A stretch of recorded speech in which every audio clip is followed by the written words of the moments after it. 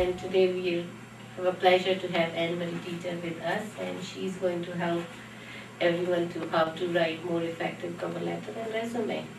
So we welcome Anne-Marie here. Thank you. So we have the room till what time? Because it was 12 to 1:30, so. Okay, great. So, Yeah. all right. So, my name is Anne-Marie Ditta, and I'm a certified career coach. I have certifications not only in career coaching, but resume writing and the Myers-Briggs personality assessment.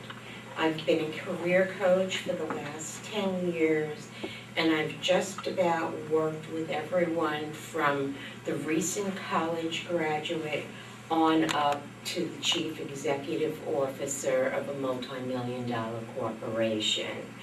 And the one thing that I've found is, regardless of what field you're in, what salary range you're in, whether you're a man, a woman, black, white, Latino, whatever, the basics for writing a resume remain the same. It's what you do with it that makes a difference. So I want to also acknowledge that Swadesh has put out some books over here, and I can tell you I've have several submissions in Best Resumes for Grads. I don't know if we have any of the others, but I know a lot of the people who've written these books up here. So not only am I going to bring alive for you my secrets, but I'm going to bring alive for you some of the things that I've learned from my colleagues and clients over the years. So let me just kind of get a feel for what was your reason for coming to today's session. I'm going to start with this young lady on the right. Hello, my name is Cristian, but I'm known as Amandine. And what brought me here is I'm having a career conflict. I finished school about 3 years ago. I graduated in 2007, and I started a full-time position. I accepted it on the premises of like just I need a position instead of really of my long-term career, like what is it that I want to do. So it's a management trainee. I work at Blinds to Go. So I've been there for about 2.5 years now, and I wanted to just make some changes, and I've been having struggles with my resume. Okay. When you say you want to make some changes, one of the things that I wasn't quite clear on is you want to make a transition, but what is it that you want to make a transition to? I want to make a transition to, because I'm in retail right now, and I want to make a transition into administrative, like office, clerical, still management, but I need the assistant for that. Okay, so I'm going to make a note of this. So we're going to have several types of resumes that we're going to look at today. And one of them is the resume for a person who's looking to make a transition. Right? Okay. Hi, my name is Sal. I've been involved with a franchise for 15 years, 7-Eleven, and we just sold one of them last year. I've been doing it for 17 years. So I've been applying to some jobs like with the post office, and a lot of jobs actually with the email attached, and I'm a little intimidated. I'm not an internet guy, checking email. But also, just cover letters, sharpen my skills, looking to go back into get tired of a 24/7 business. Okay, now did you own a 24/7? I was partners in it, yeah. You were a partner, and you're looking to go into a Transition, yeah, I'm So transition and cover letter. yeah. Okay. I just want to get these down here on the board so I don't forget. What is your name? Anne. Hi, Anne. I'm debating over having two different resumes. want for different positions, or leaving it the same? Okay, Administrative versus manager. administrative versus manager. Okay, so one shows leadership. Now, what would you be doing as a manager? Well, How my would that be? background is project promotions manager, and I've gotten several people telling me that I should change that title Mm-hmm. to be consistent, because I started off as administrative assistant, and my last job was legal assistant, so. Tell me what it is, what would the position that you're looking for, what would that employer want? From me? Yeah, can you describe the type of position that you want? Not what people are telling you, but in your mind, when you picture yourself going back to work, what does that look like for you? It looks like a job that gives me a paycheck every week. I enjoy doing projects. I enjoy being involved in group projects. Okay, so group projects. And would you be in a management position or would you be part of the team?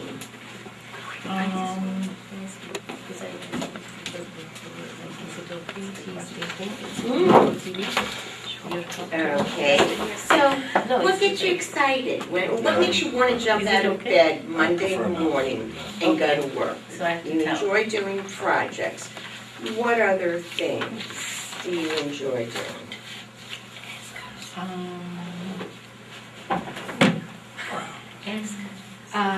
Excuse me, I just have to ask permission to see if they want to hear. Okay, I have to ask. okay. Do you prefer it to be on television or not? It's a local It's just Tuckahoe local TV, TV. not like any. Is that there is a benefit to exposure. And that benefit is that, you know, when you're in a job search, you want as many people as possible to know what it is that you're looking for, because they might be in a position of helping you. So there is an off chance, I don't know what that percentage is, it may even be a 1% chance. But if something comes through on tape, you never know who's watching it that could be in a position of helping you. So there is a benefit to that. There are some downsides also, such as community and things like that. It's really a matter of comfort, but I just want to point out that the exposure can be helpful. So Ann, so you were saying you enjoy doing projects. Right. You asked me, I think. Do you prefer being in a leadership role on the project, coordinating it, being the support person? Well, the job that I enjoyed the most, I was in charge of coordinating all of it, so I guess I'd have to say coordinating it, and still being part of the team. Okay, all right. And so, how long have you been out of the job market? December 2008. Okay, so not long, a little bit over a year. And in this economic climate, that's not unreasonable. Well, when you go to Headhunters, they look at you like, how come you haven't worked in a year? And then in the next breath, they're telling me, well, there's really nothing out there now. So, it's a bit, Okay, you know, I just want to Concerning. point out one thing. First of all, headhunters are just but one of several methods that you can use to find a job. Secondly, you know, headhunters are usually hired by an employer to find someone that fits a certain group of specifications. And I have a very good friend of mine who's a headhunter, and I asked him one day in conversation, tell me what it is that makes a candidate ideal. And he says, it really boils down to what the employer wants, and he said, and I'll never forget it, he said, if that employer wants somebody with green eyes, I'm going to find him the person with green eyes. So headhunters are brought in, a company is spending money because they want a certain kind of skill set. They may want a certain educational background. They may want someone who graduated a specific university. They may be looking for certain credentials. They may want to source people that have worked at certain companies. So the headhunter is brought in to find the candidate that doesn't usually appear through traditional channels. And usually when an employer brings in a headhunter, it's because they have a very specific person in mind. They've exhausted their channels, such as referrals from staff referrals, colleagues, things of that nature. So I really, things like the internet, headhunters are kind of like low-hanging fruit. They appear very easy to get. Right. And I've seen a lot of people in a job search get very frustrated and discouraged because that's where all the crowds are going. I want you to get to where not everyone is going. So I want you to do some almost like guerrilla job search. So aside from what the headhunters, friends, and everything have told you, you've been out of work for just over a year. You're looking for something that allows you to do a coordinating position. You mentioned something about an administrative assistant. On a scale of 1 to 5, 1 being the least, 5 being the most, how strongly do you want to go back to being an administrative assistant? 2. 2. That's pretty low. What would make it a 3 or a 4?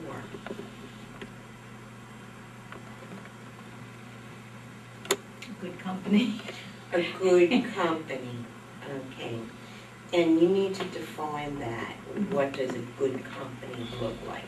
So it sounds to me like what I'm hearing is you probably would do well with a chronological resume, but I'm also wondering, what have you been doing in the last year?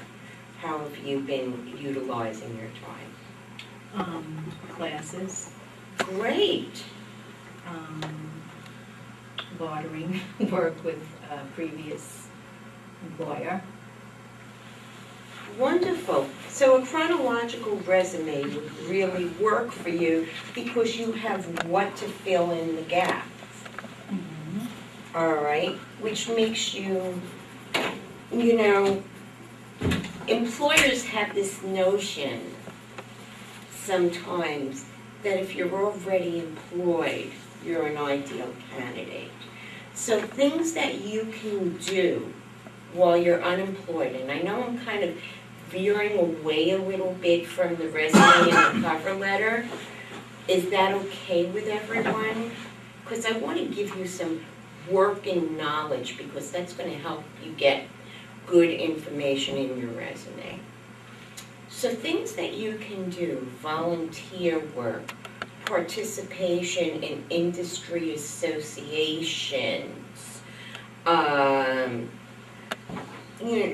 taking classes, learning a new skill.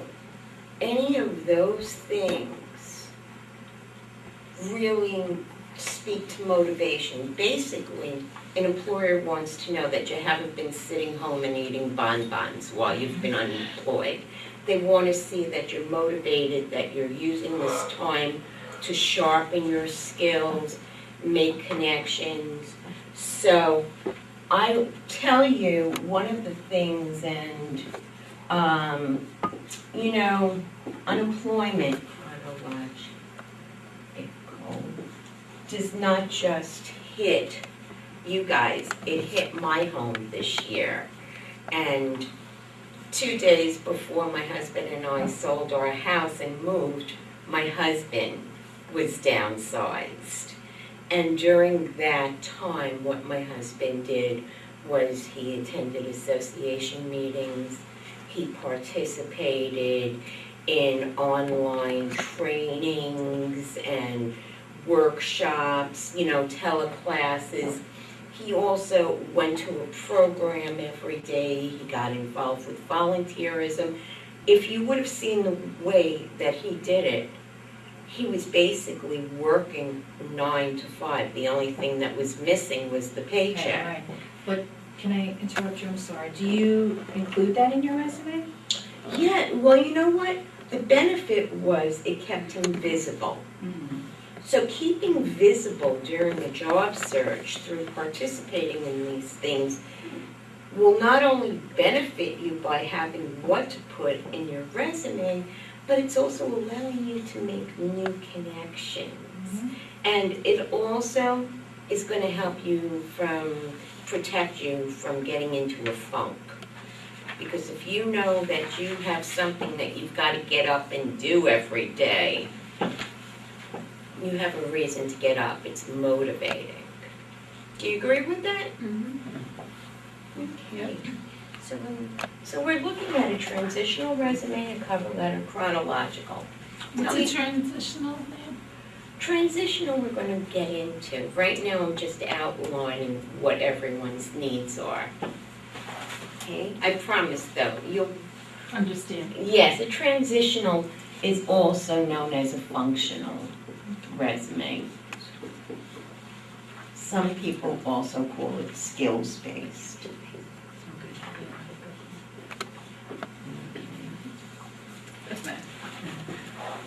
Yeah, but it, Okay, I used to work for Avon after, I graduated, went to secretarial school, and I worked down in the city, in corporate America for 12 years. Then I had, my children. After I had my daughter, I worked part-time, then I was pregnant with my son, so then I stopped.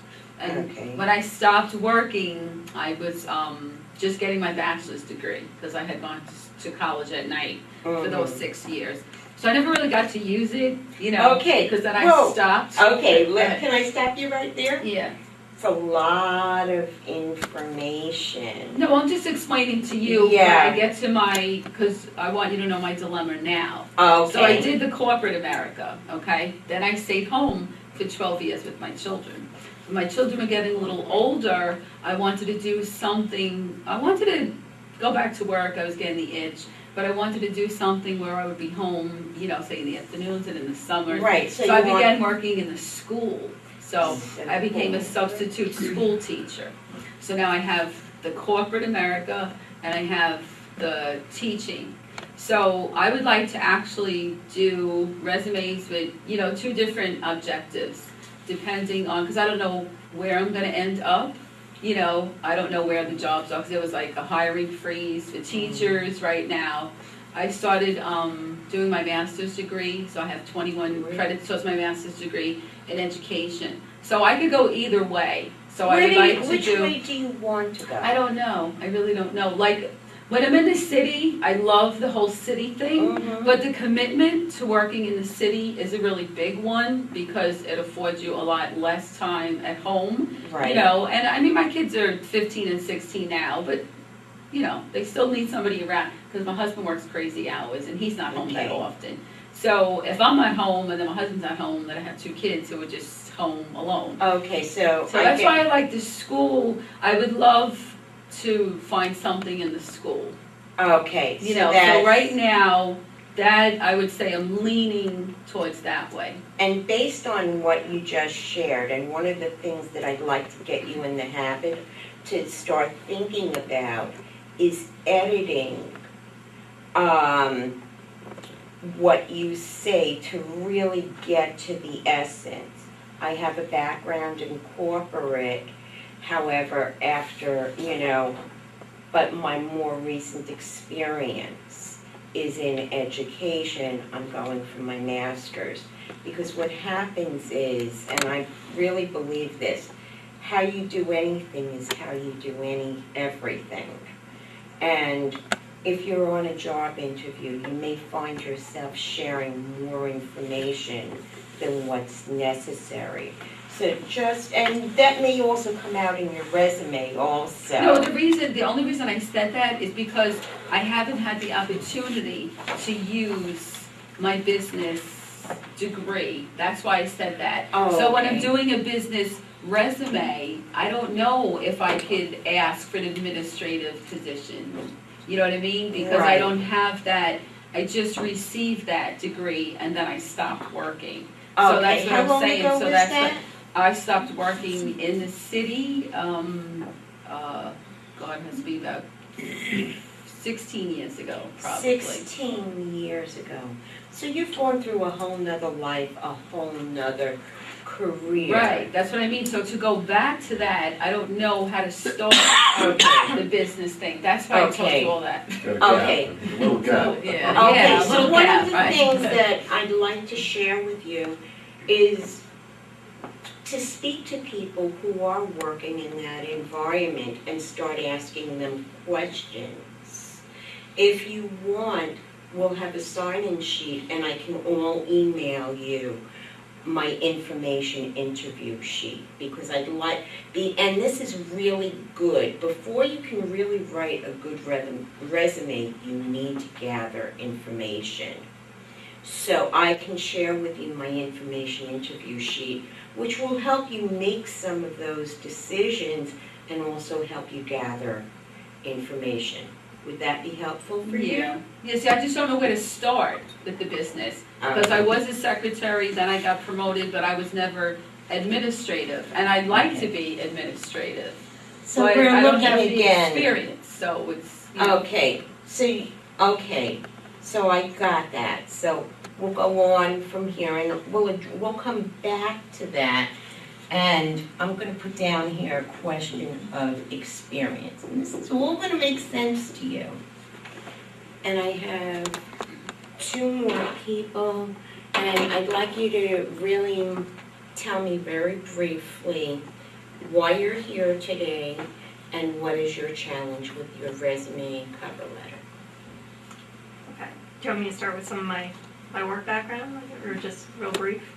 If you could, sum it up. Okay. Well, I have a chemical engineering background. I worked for 20 years in the paper industry Mm-hmm. and was laid off last February, so about a year ago. Mm-hmm. And I'm looking to transition into the environmental field. Okay, So, great. So we're looking again, a lot of career transitions. I have an uncle who's a chemical engineer also. It's a great field. And so you're looking to transition into environmental. So we're going to spend a lot of time talking about these transitional resumes, much more than the chronological. And Hi, I'm Renee, and I have a Bachelor's of Science degree, Health Education, Nursing, and Arts, and I've worked as a nurse for 30 years.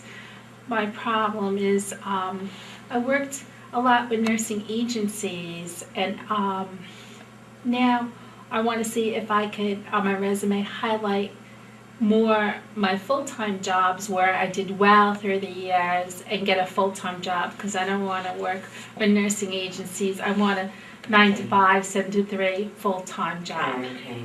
And you're also looking into are you looking for a hospital, doctor's office, What's surgical local is facility? very important. What is locally available. I live 2 blocks away from here. I'd be interested in a doctor's office. A clinic would be very good. I have all experience though. I worked peds, I worked mid-surgery, I worked at nursing homes.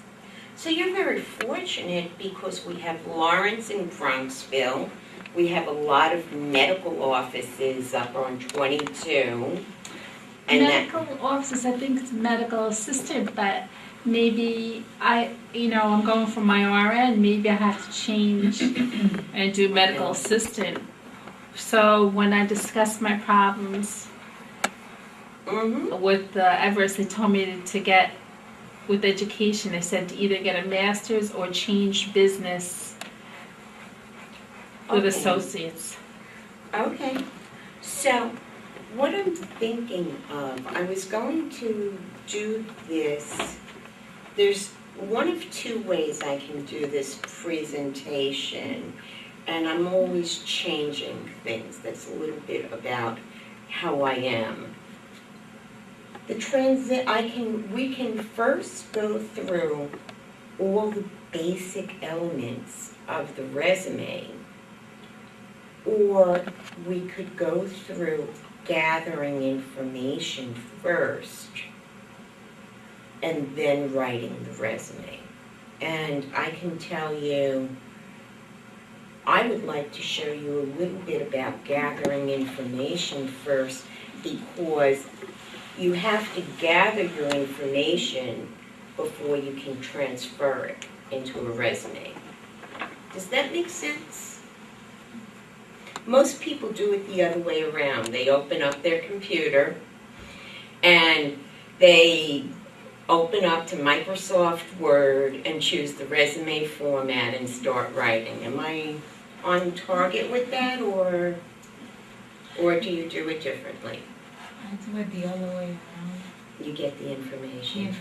Because it's hard to figure out what to write without knowing. Exactly. My problem also is I have better experience when I'm younger. So do they only want the last 15 years? But my much better experience is 30 years ago. I'm going to show you a way of doing it. I have, and I've done this for a number of people. So I'm going to go with my gut instinct and show you how to gather information first. Is that okay with everyone? Because then what I'm going to do is going to make a lot more sense. And we have these great books that we could use as samples, which makes my life a little easier. So, for years I've been writing resumes, and I have all these worksheets by every industry. And when I work with someone, I go through pretty much a thorough analysis of that person's career history and take a look at what type of opportunities that they're seeking. Over the last several months, I've been using a tool that someone had shared with me a while back, and I've kind of expanded on it. And we all have this tool available to us. It's called the Excel spreadsheet. And what I like to see a person do with the Excel spreadsheet is, and I'm going to create this, actually, the first column, and I'll move this up here.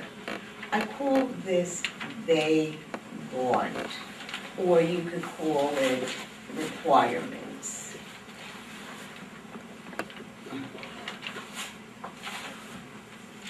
And I apologize for my lousy handwriting. In this column, what you're doing is you're taking the job postings, and I don't like to see people on Monster or Career Builder too much, because that's also low-hanging fruit. You're going to frustrate yourself if you spend too much time looking for a job there. However, there's another purpose that I like to use those sites for. I like you to pull out really very thorough job postings that explain what the employer is looking for. And then I like you to, then I break it down point by point. So does anybody happen to have a job posting with them? Something that you may have been carrying around or that you might have printed out off of the internet? I may actually even have one in my bag here. Okay, I have one. You do? This is actually for my current employer, just so, you know, I can go based Wonderful. on what experiences they need. Okay. So, and it's right off of Career Builder. So they're looking I for, don't know if I have everything so on there. the management trainee will successfully negotiated his or her way through our rigorous and highly selective recruiting process. Learn business on the front lines.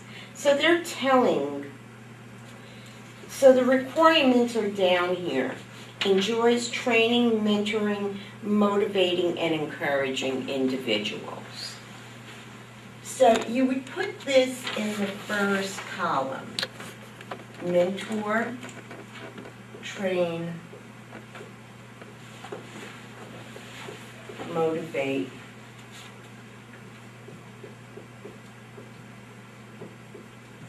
others.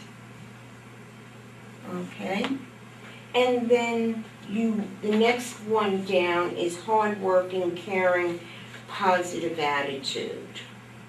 Wants to develop customer service, leadership, and people management skills. So let's talk about, let's put down customer service experience.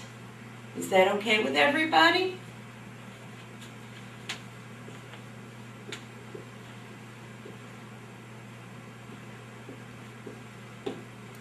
Okay. The next column is I offer. So when we look at mentor, train, motivate others, can anyone give me an example of how they've done that? Motivated others? Yeah. Motivated. You have to, if you're going to teach a class or present something, you make the topic appealing, and the way you come across, you have to come across enthusiastic. You have to set goals and discuss how you're going to meet those goals. Okay, so I offer Maybe offer a reward. presentation skills.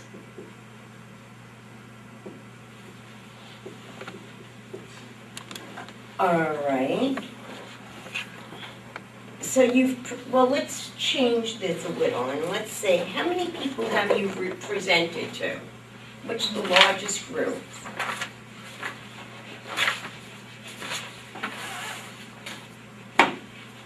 What is the largest group you've presented to?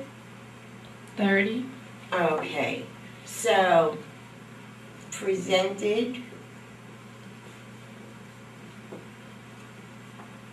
medical trainings, is it? Well, I've been supervisor for, like, in a nursing home. Okay, So, you know, for the LPNs or home attendants so you presented staff trainings. and servicing.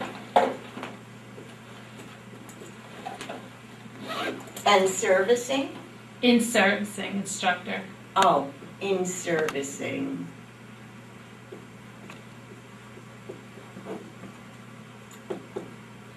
To 30, and this could be up to 30 employees.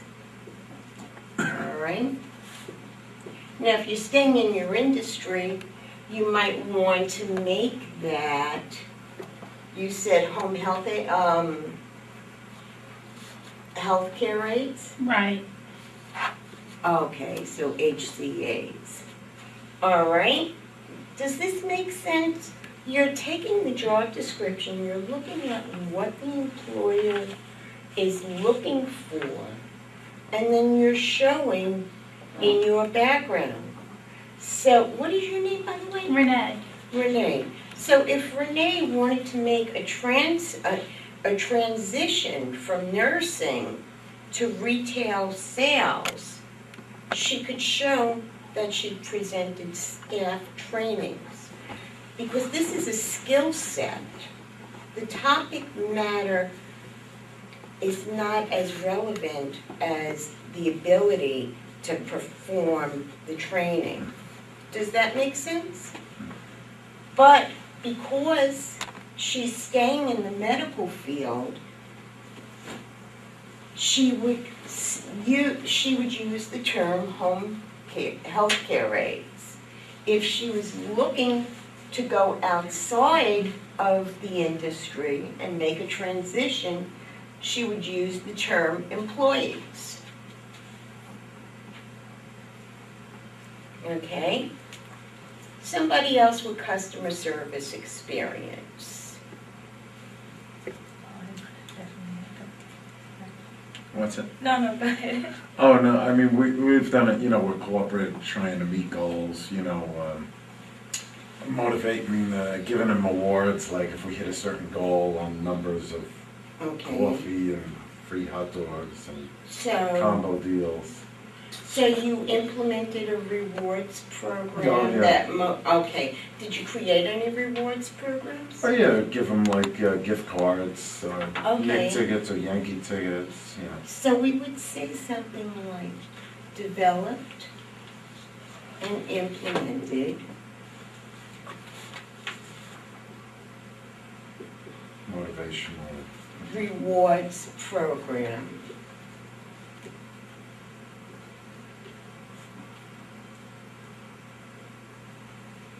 To raise staff performance. Okay? Did I get that correctly? Now, after you go all through these two columns, I want you to go back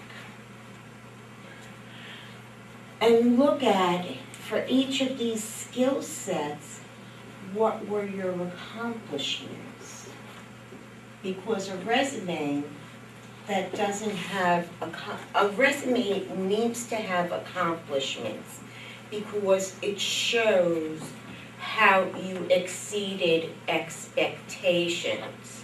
So your employer may expect you to develop and implement a rewards program, but how well that program worked is going to be what results did you achieve. Recently I've done one of the craziest resumes that I've ever done in my life for this young fella who actually has experience with raising cattle. You don't see many of those in the New York area.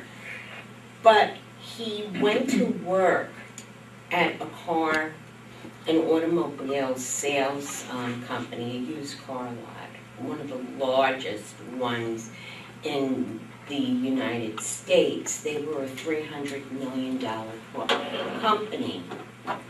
And what he found was, while cars were selling, the return on the employer's investment, they didn't have a large profit margin. So if they sold a car for $3,000, they may only make $1,000 on that car or $100, but the profit margin was relatively small. So while the salespeople were motivated to sell because they were being rewarded for selling and they were making commissions, the business model wasn't working because they could go to the lowest rate possible and still make a commission. They had to focus their efforts more on the profit margin, so they had to hit a certain number. So that's not always a good measure. Just a little aside to kind of keep you aware. So you can do a rewards program and staff performance may be raised, but it's the company making money. And numbers are very important on a resume. So I want to ask you, please tell me your name again. Sal, Sal, what kind of results did you have with this rewards program? we were like the top 4 on the market of 200 stores. Okay. Okay, developed and implemented rewards program to raise staff performance. So now you're going to say ranked number 4 out of 200. 200. Okay, or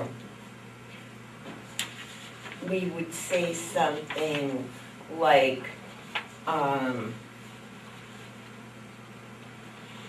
did you manage, did you operate that store? I was involved in it, yeah.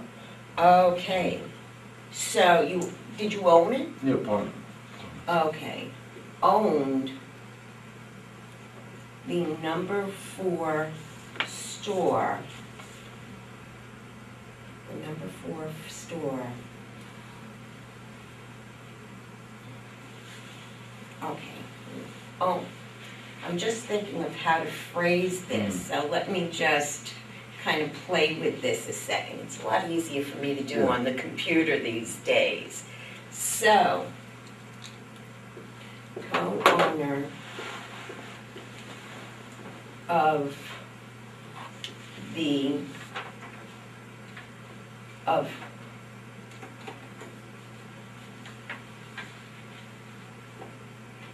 one of the top ranked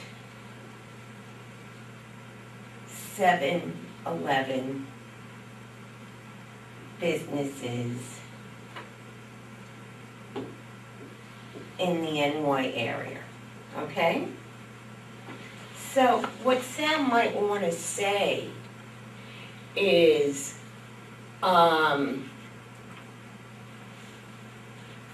that he was co-owner of one of the top-ranked 7-Eleven businesses in New York.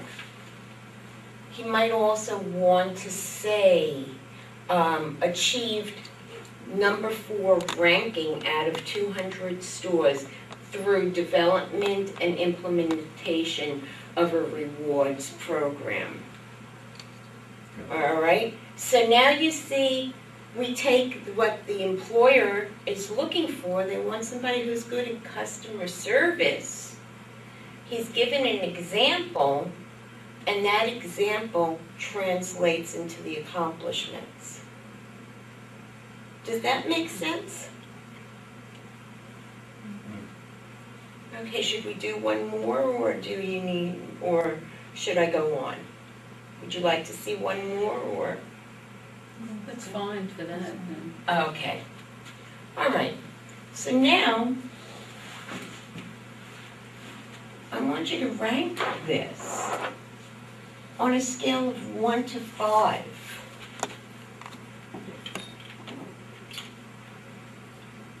When you look at the skills that you've used, the skill set, how much did you enjoy doing that? So Renee, presenting on a scale of 1 to 5.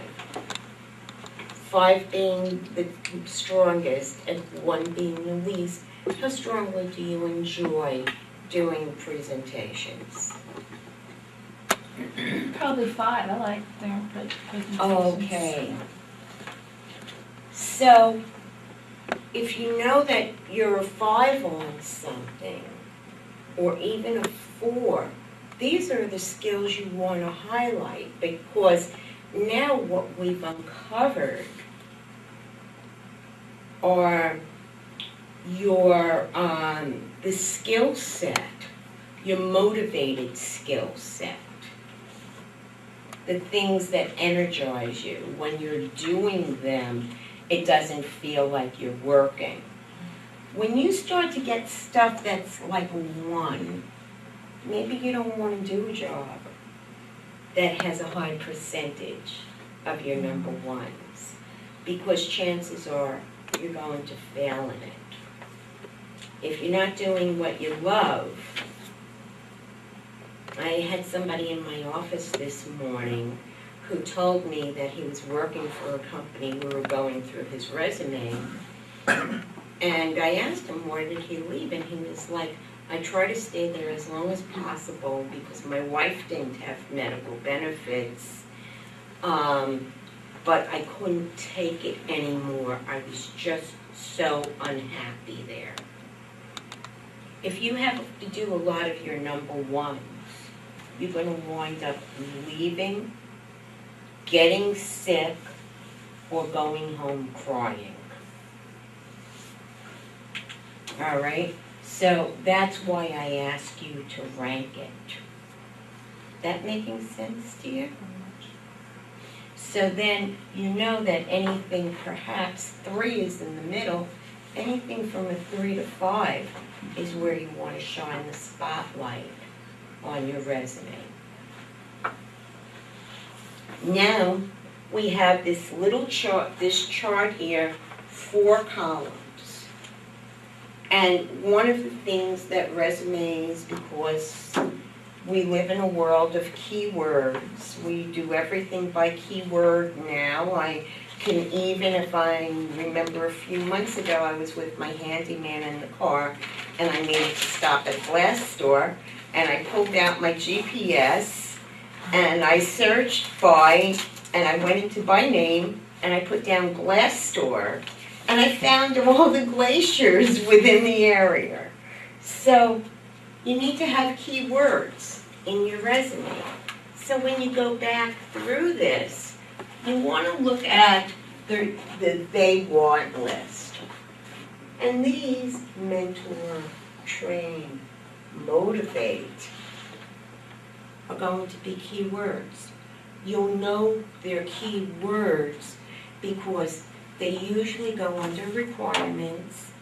They might say skill set, they might say qualifications, customer service.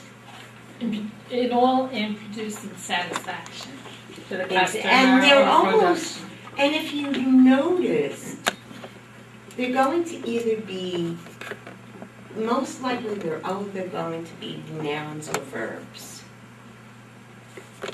So that will give you a good clue to keywords. Mentor can either be a noun or a verb. I'm a mentor, it's a noun. I am mentoring somebody, it's a verb. So you're going through staff training, in servicing. You know the keywords for your industry.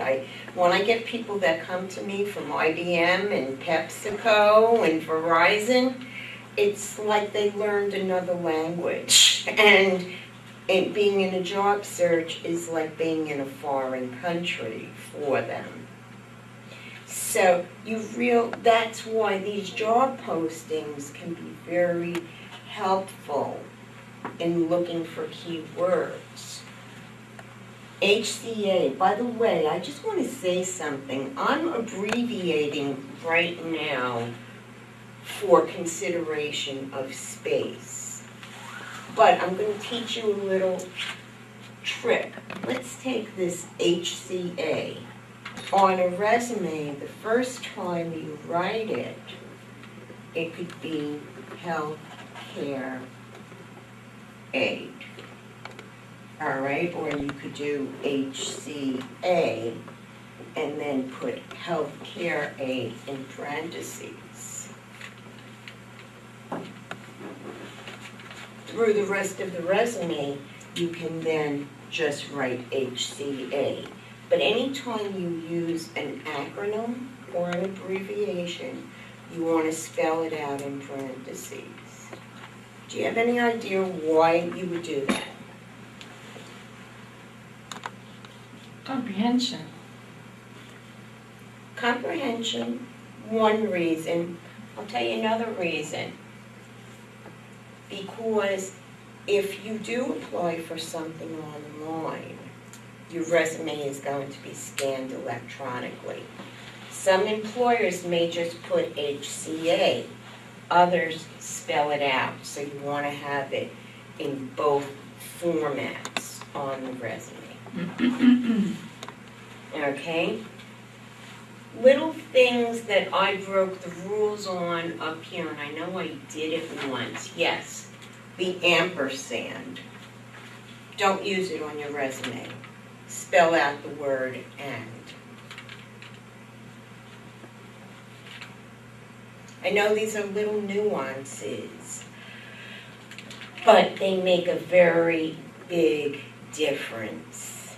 I'd rather see you use a slash, which in my industry I probably wouldn't pass certification if I put a slash or an ampersand. But as we get our certifications, sometimes if we know something works, we'll go around it. So, do you have any questions about this model, comments, insights?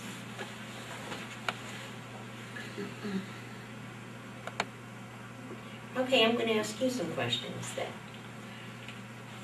What did this model teach you? What did you learn from breaking down the job description this way?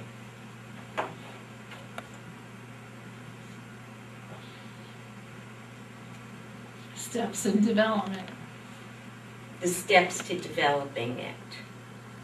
Okay. How will you use this model, or will you use this model?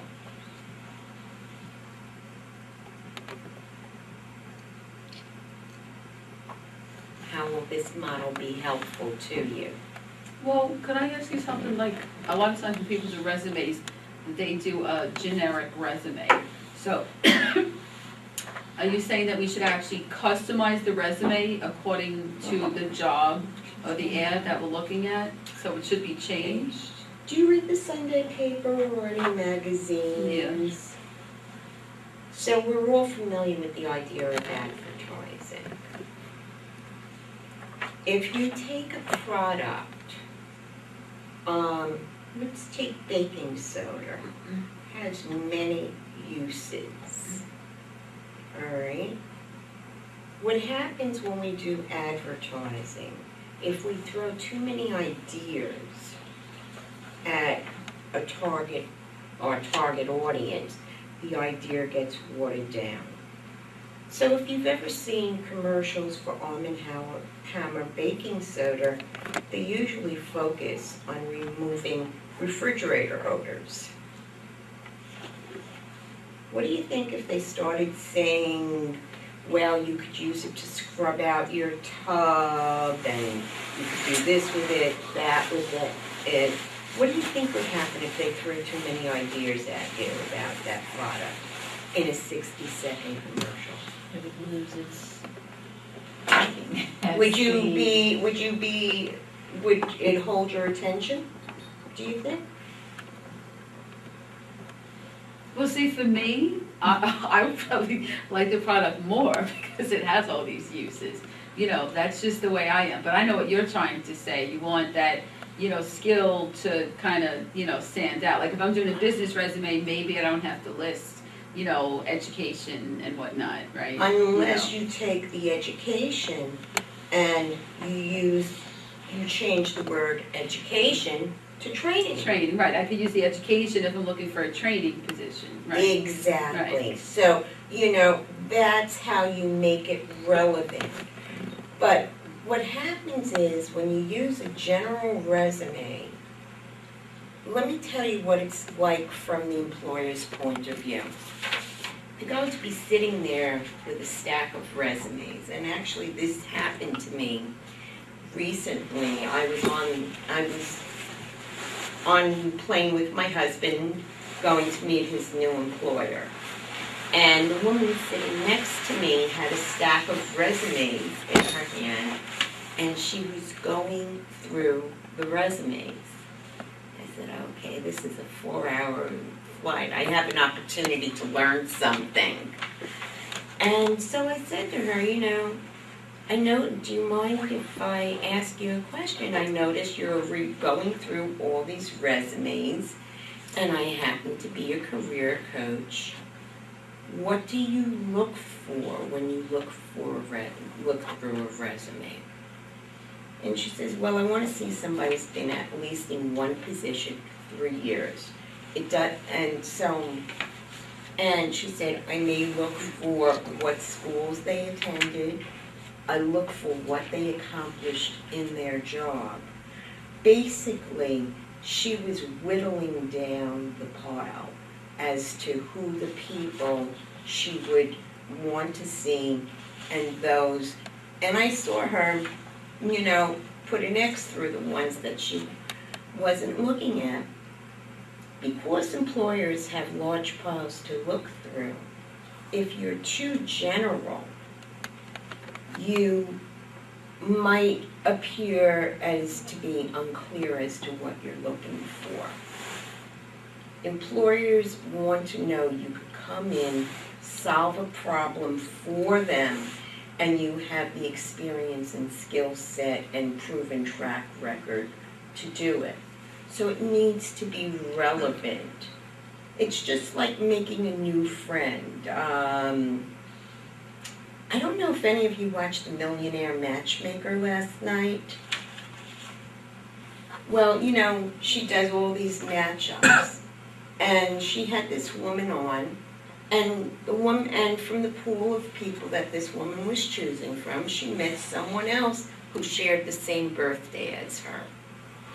It's really that old thing of like goes with like. It's, you see the relevancy. She wound up picking this person to go out with because she had a good feeling because they shared the same birthday. So, I'm not saying you should put your birth date on the resume, but what I'm saying is when there's that kind of familiarity, there's a comfort level. It might be the school you went to, it might be that you've worked in a similar industry, but you want to make the employer feel comfortable about bringing you in. And if you're all over the place, they might say this person doesn't know what they want to do, and they're looking to me to pick it for them. So if you show that there's a focus, and that's why I go back to what does the employer want and what do you offer that's relevant to it. I don't care, it doesn't matter if you have a corporate background and worked in education and now you're looking to go back to corporate. So if you did classroom teaching, you can change that to education and training. And showing the employer that you understand how those skills are relevant, how they'll be put to practice. But if you do it all over, it gets to be very unclear and watered down. Is that making sense to everyone? So I really encourage you to use this model. Some of these resume books, they have tips in them. I know this book here, in the beginning of some of these books, they even show how to use it. And they show where to find job openings. But there are they tell you the styles and formats. I want to see if he asked any questions in here. No, he just does the anatomy of it. So, is there any more questions or comments about this, or should we move on? I just have a question. Sure. So, like, if I want to transition to like an administrative position, how do I use like customer service and like I didn't work with computers that much. I do typing, but not like. Have you taken computer trainings? I have when I was like younger, but not recently. Do you know how to use Microsoft Word? PowerPoint, I've done it in Put- class. So you might want to put under skills on your resume, Okay, the technologies. okay. I'll give you an example of how skills transfer. I just rented an office in Portchester, and while my office is being built, my landlord said, you can work out of the real estate office in the building until I have your office. What happened was that job that my husband got, it kicked me out of the house. I used to have a home office, and he's doing consulting, and because I meet with clients, it didn't make sense for the two of us to work from home, so I got this office in Portchester. So the woman who's the building owner's secretary is one of the best people I've ever seen at customer service. She could calm down the most irate person. She has patience. She knows what to say. She knows what to ask. She's really on top of it. If I was hiring somebody for customer service, she'd be my first pick. Do you know what she did before doing this? She was a waitress. The building owner knew her from the diner where he used to eat. She worked for 10 some odd years as a waitress. She then started managing the diner. She developed excellent customer service skills by being a waitress. So those skills translated into customer service. And the rest of the stuff you could teach. You could teach someone how to use a computer. You could teach them how to use a program. But you can't always teach people how to be good with people. Or, those things are usually innate. So, to answer your question, working in retail, you look at the skills that are transferable. Have you ever dealt with an irate customer? I'm always, but I learn a lot about myself, so that's why I feel there's like a lot of things that I could transfer. I just thought that I needed to have a computer background, like a strong computer background. You know what? If you have an employer that needs somebody who's strong on the phones, that can keep them from losing customers, and I think Sal will agree with that, right? Schmooze them over. You schmooze them over, okay? That will be more important than any program that you need to learn. They may need to train you on their software, but teaching someone how to speak to a customer and get them to stay loyal to that business, that's more valuable because they'll keep spending money with the employer. At the end of the day, it's all about money. How can you make someone money? How can you save them money? How can you improve processes so that is there a way that it could be done quicker, better, faster, easier? All those things. And that's what goes in the accomplishments category. How did you save money? How did you make money? How did you improve processes so that they were done quicker, better, easier? And that's really what to focus on with your accomplishments. So, we have, I can't believe time is flying. We have about 15 minutes. I only thought left. I thought we'd spend about 15 minutes on this, but this is so rich. So let me go through the transitional or functional resumes with you. And I'm going to borrow one of these books to show you. By the way, do you know what's the largest type? What is the one thing that should be written in the largest typeface on your resume? Your name? Good. You all passed. What point size? 14, 12, 14. Mine's really 20. big. I like yours, Barbara. I like yours. No one's gonna miss that. Okay? Somebody I told me never that. do it anything less than 18 point. 18. I like going 18 to 24 point. You want Just them your to name. just your name.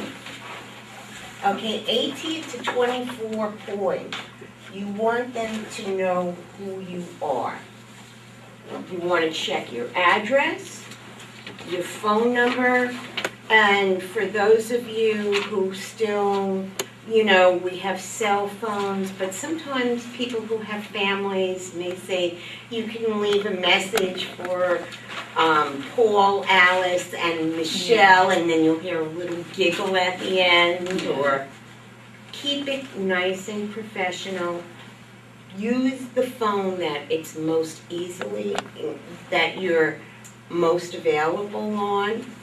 Some of us, as we get into mid-age, you know, middle age, or may have a parent living in the home. So you don't want to include a number that perhaps someone might pick up that may not be able to answer professionally or take a clear message on. So just leaving your cell phone number is more than enough. It's more than enough if you know you're going to have 24/7 access to Right. that cell phone. And does it matter if it's 1 page or 2 pages? Oh, the age-old question. I've done 3 and 5 page resumes. Okay? The information has to be compelling and relevant, and you want it to be written in a way that's interesting.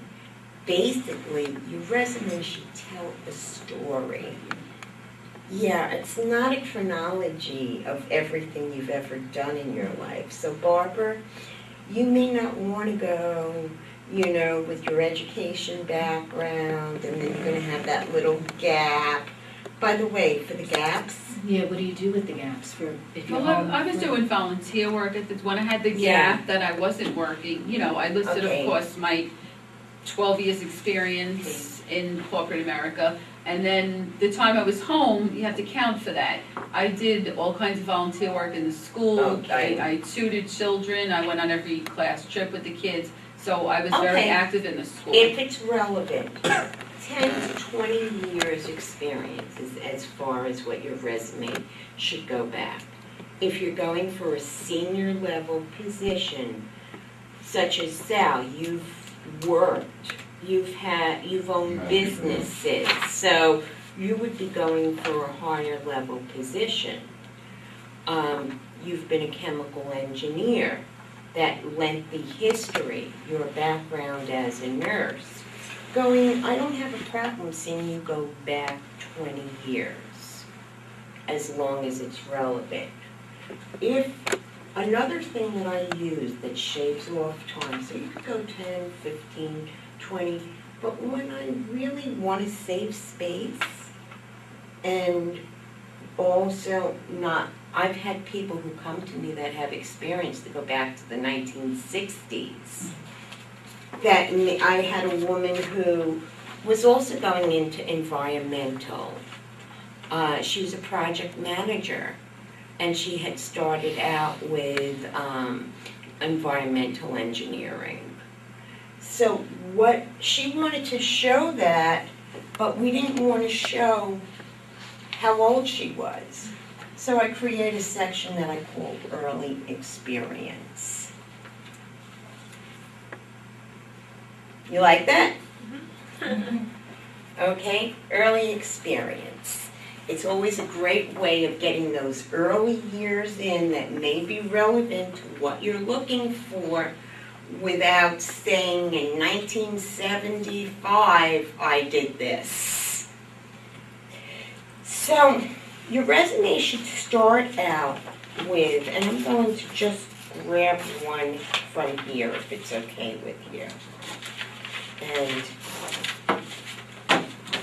see which one I can. Okay, this is the transitional. And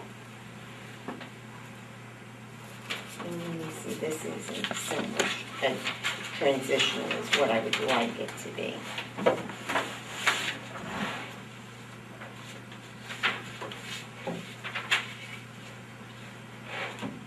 Okay, this is great. This is exactly what I'm looking for. So your resume, every resume needs to have key elements, and I'll come around with this. You want to have your name, the largest. You want to have the title of the type of position that you're looking for. So this person, Warren James Wilson, puts down he's seeking advertising communications internship. And underneath that, advertising, public relations, marketing. If you notice, the section up here really talks about the description of his qualifications. Can everyone see this? If it's from, starts where my top finger is and ends where my bottom finger is. He puts down all the keywords, creation and strategic planning of complete advertising campaigns, market research. I'm not going to read it all to you. But then primary research experience includes conducting surveys on buyer behavior and opinion polls to test advertising ideas. Secondary research experience on interpretation of demographics, advertising rates, histories. He puts down, and I like this, computer friendly. It's a nice word, nice term. Email, WordPerfect, and he lists everything. Creative critical thinking skills, adaptive team player with good problem-solving abilities, persuasive. Underneath that, he puts down his related coursework. So basically, on a transitional resume, you want to show everything that's relevant to the opportunities that you're looking for up front. All right? And I tend to be more of a fan of the functional or transitional resume than I do the chronological, because I feel they're much more interesting. You get a better sense of what that person has to offer. Underneath his qualifications, he then has his education experience, where he shows he took a double major in advertising and public relations with a minor in marketing. He shows that he was on the dean's list. He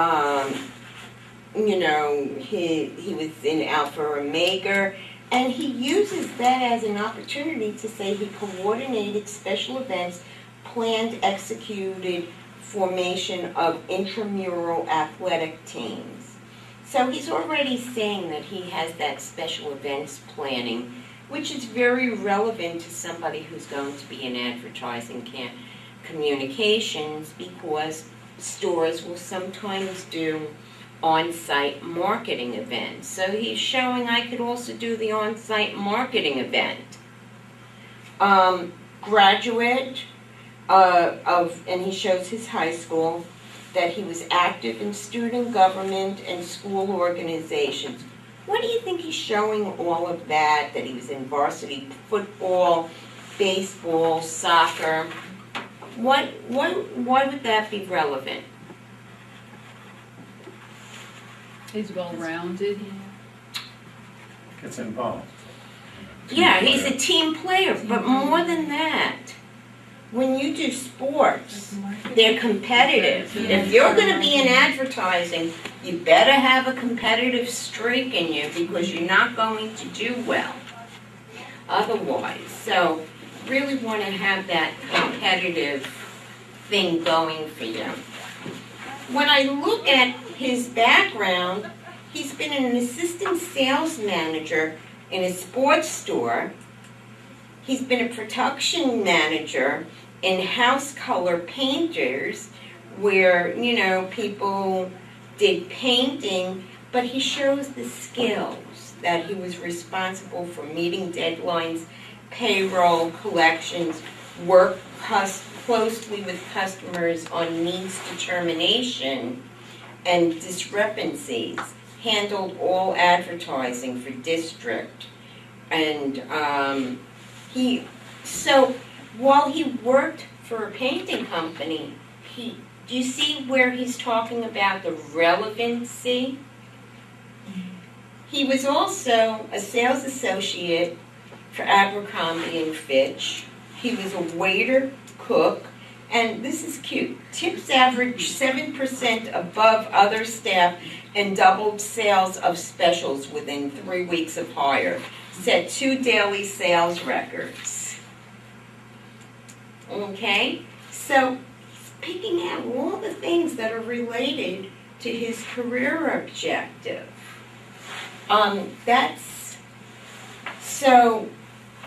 So what you want to make sure in your resume should always have your name, contact information, a clear objective, a summary, a compelling summary of who you are, your background, what it is that you experience, what it is that you've achieved. I had somebody about a year or two ago who produced $5 million in sales revenue for the organization. Well, at the top of his resume, he was in sales, so I could get away with this. I put that he was a $1 million revenue producer. All right? That is really something that's going to be of interest to the hiring manager. And you have to write it from that perspective. That's why I start out with what it is that the employer's looking for, because you're writing it to them. You want to have your summary. You want to have your education. And if you have more educational experience that's relevant to your objective, focus on the education. If your employment experience is really the area that's relevant. This can all be mixed up. I could take this resume and probably turn it into a chronological. But you want to have those key elements, which again are your name, your objective, profile, your education, and your chronology of experience. With cover letters, I think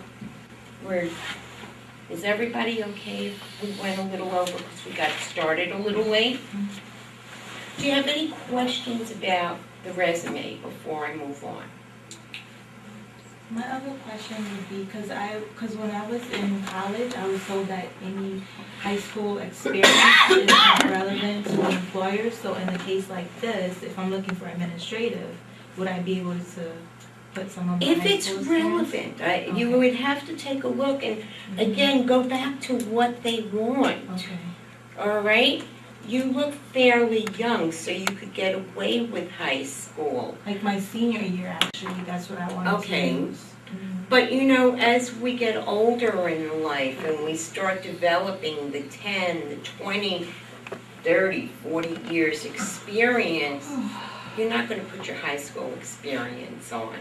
But you look like you're perhaps within the first 5 years of working. Yeah. You could do that, Okay. okay? Can Carl, I just see that? sure. I'm going to Oh, pass it okay. around now. I'm going to leave it open to this page so everybody can take a look afterwards. And this is, all these rules pertain to the medical profession also? They pertain to everything. I will use Sometimes these. in the nursing or doctors, they can go back, they can accept it to go back because they're very good experiences when they're younger. Sure, but you might want to put the experience first. What I do with some people is I put highlights of accomplishments first. So, for example, let me just see if I can find one here.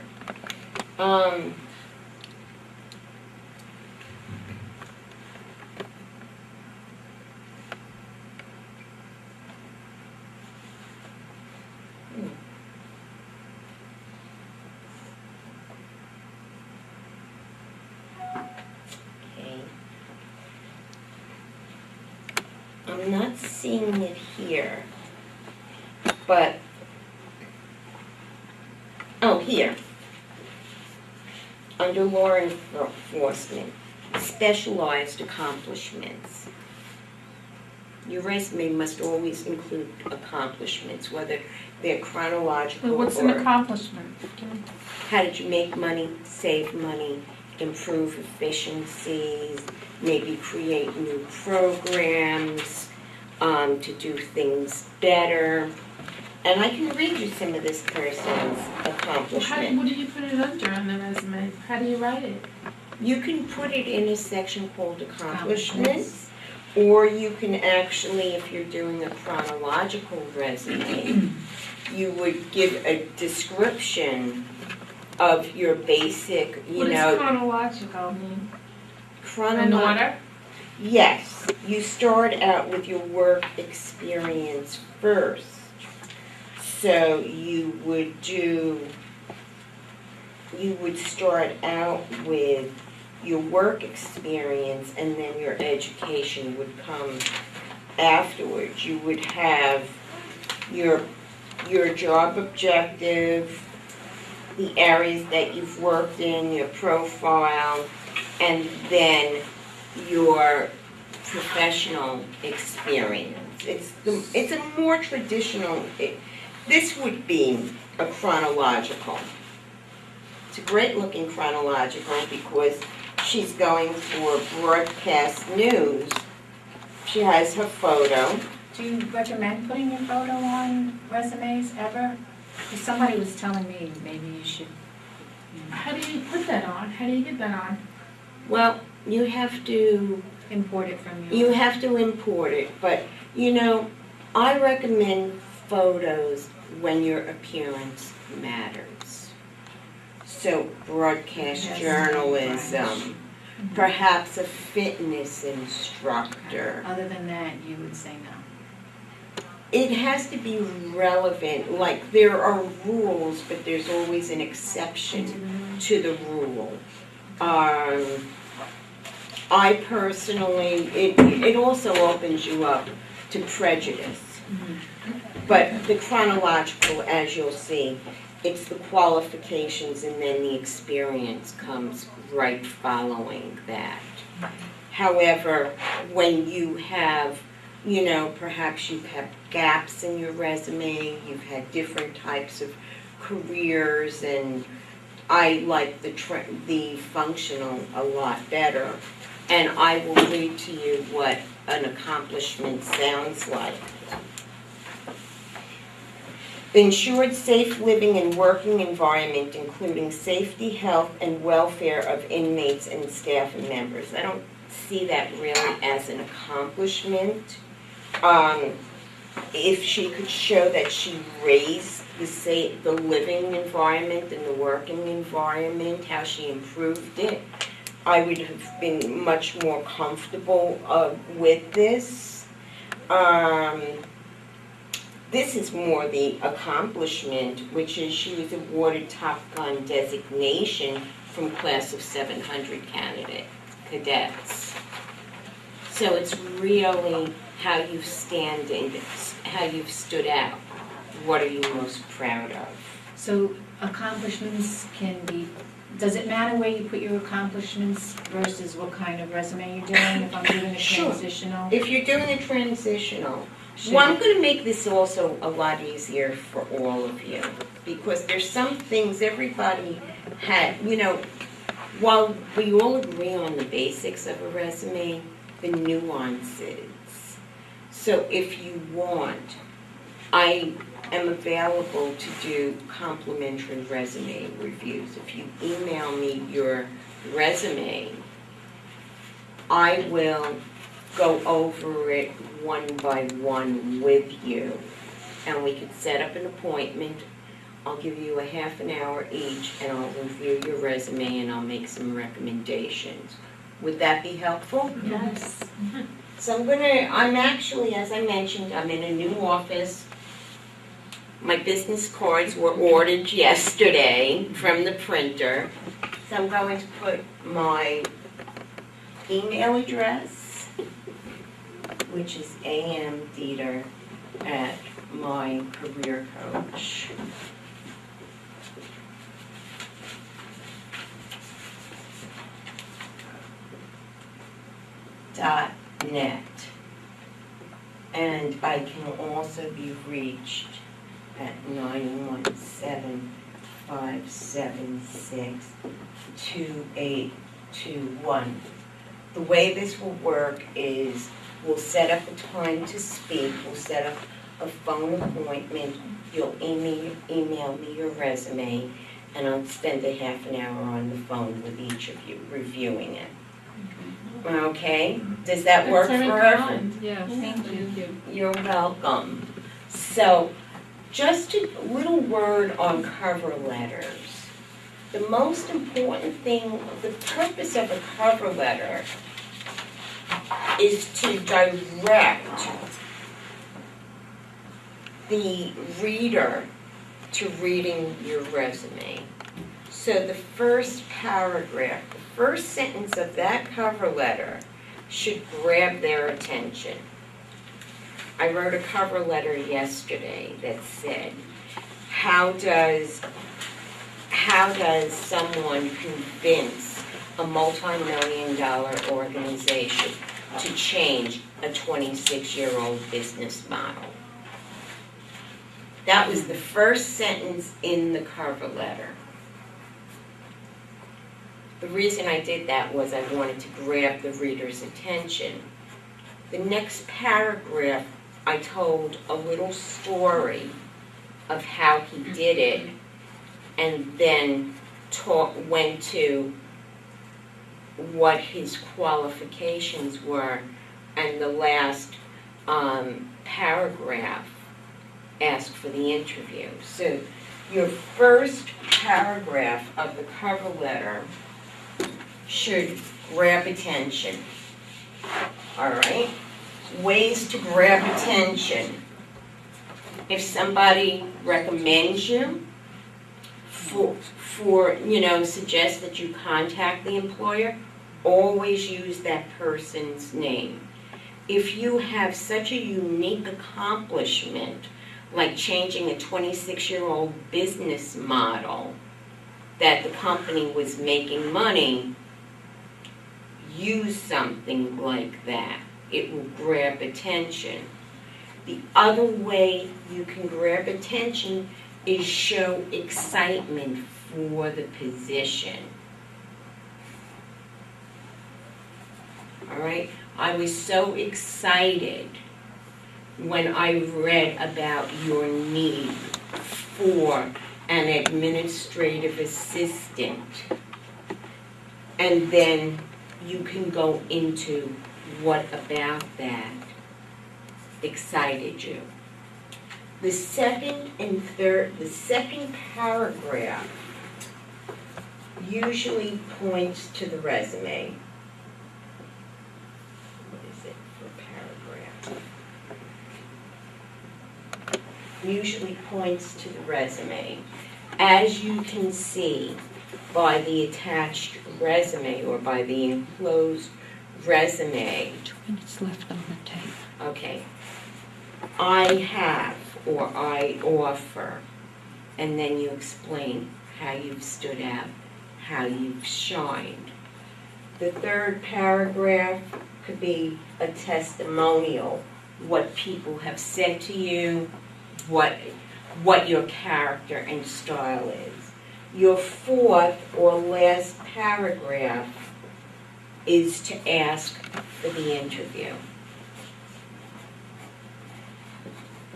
Okay? So those are basically the four things. 1, capture attention in the first paragraph. 2, point to the resume. 3, speak a little bit about your personality, your softer skills, attributes. 4, ask for the interview. Okay? And every resume that you send out. Always should have a cover always should letter. have a- Even on, if you see something on the internet, do you, Yeah. no matter what? Yeah, because sometimes a cover letter will engage the reader. It's also more personal. That's why we use the cover letter to point to the resume. Okay? So I want to thank all of you for taking the time out of your day, asking really good questions. I'm going to leave my information on the board, and I do, and if you'd like, I can also take your names and numbers, and if you have a resume, I can also follow up with you, and with your permission, I can also add you to my mailing list if you'd like to receive notifications of what I'm doing, and you can also go onto my website and sign up for my blog at mycareercoach.net. Go to the blog page. You can sign up to receive a copy of my weekly blog. Okay? So thank you. Thank you so much. You're welcome.